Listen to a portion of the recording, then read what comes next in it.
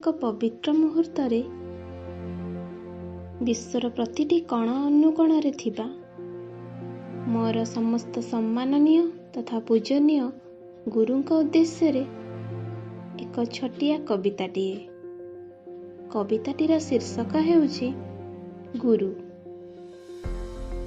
ତମସର ଶିଖାଟିଏ ପରି ଜଳି ସଭିଙ୍କୁ ଜ୍ଞାନ ବାଣ୍ଟଇ, ଗୁରୁ ଯେ ସତରେ ଈଶ୍ୱରଙ୍କଠୁ ବଡ଼ ଯୁଗେ ଯୁଗେ ପ୍ରମାଣିତ ହୁଅଇ।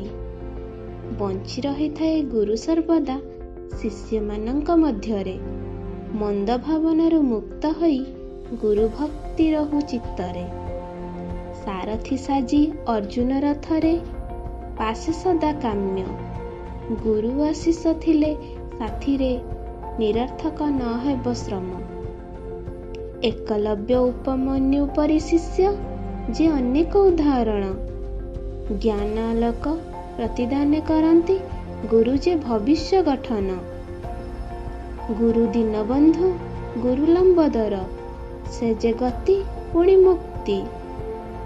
ଜୀବନ ଯୁଦ୍ଧରେ ଲଢ଼ିବାକୁ ଦିଅନ୍ତି ଅପାର ଶକ୍ତି, ଗୁଣମୁକ୍ତ ନିରାକାର କଥା ଗୀତାରେ ବର୍ଣ୍ଣିତ।